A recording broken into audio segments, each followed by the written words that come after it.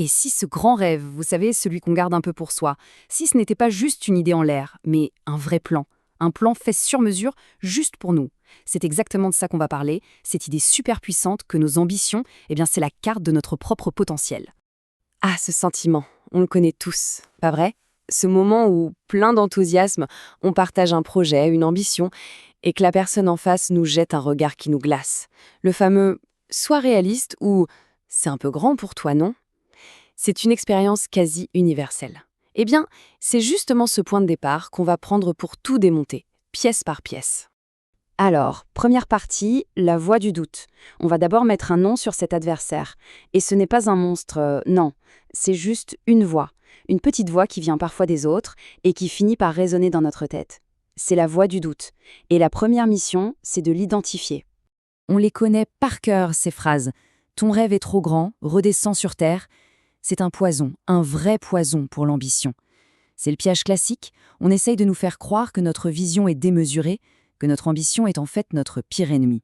Mais face à ça, il y a un bouclier, et même une arme. C'est cette citation incroyable de Chimamanda Ngozi Adichie: « Ne laisse jamais quelqu'un te convaincre que tes rêves sont trop grands pour toi. » C'est simple, mais ça nous rappelle une vérité essentielle. La seule personne qui a le droit de juger de la taille d'un rêve, c'est celle qui le porte. Ok, maintenant on met de côté les voix extérieures. On va se concentrer sur l'idée centrale, celle qui va vraiment tout changer. On passe du doute à la certitude. C'est la deuxième partie, un rêve sur mesure.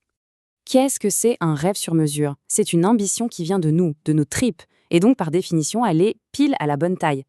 La logique derrière ça est juste imparable. Pensez-y une seconde. Un chêne ne rêve pas d'être une étoile. Il rêve d'être le plus grand et le plus solide des chênes. Nos rêves, c'est pareil. S'ils viennent de nous, c'est qu'ils sont parfaitement à la mesure de notre potentiel. Ils ne sont pas trop grands, ils sont à notre taille. D'un côté, on a donc la vision externe. Ton rêve est trop grand. Et de l'autre, la vérité interne. Ton rêve est à ta taille. On a tous ces deux versions qui cohabitent en nous. L'une écrasée par le jugement des autres et l'autre pleine de notre propre conviction. La vraie question, ce n'est pas de savoir laquelle est vraie, mais plutôt laquelle on décide de nourrir, là, aujourd'hui. Bon, on a établi que le rêve est à la bonne taille. Super. Mais on le construit avec quoi? Eh bien, la réponse est super simple. On a déjà tout ce qu'il faut. C'est comme si le kit de démarrage était livré avec le rêve. Et voilà la fameuse boîte à outils innée.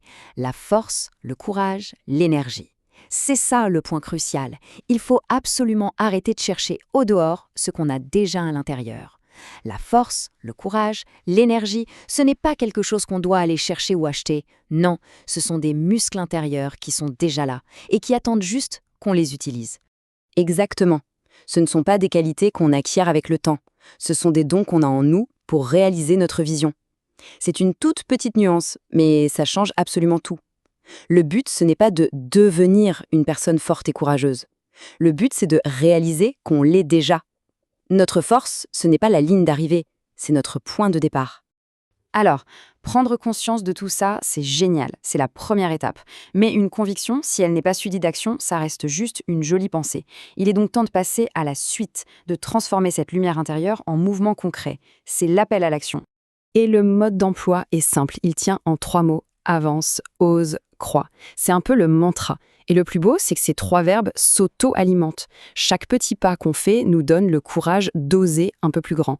Chaque fois qu'on ose, ça renforce notre foi en nous. Et cette foi, elle nous donne la force de faire le pas suivant. C'est un cercle vertueux, un moteur qu'on démarre soi-même. Le principe est vraiment simple. Personne d'autre n'a le droit de décider de nos limites. C'est la phrase à retenir. C'est le cœur de toute cette idée. Nos limites, c'est notre jardin secret, notre propriété privée.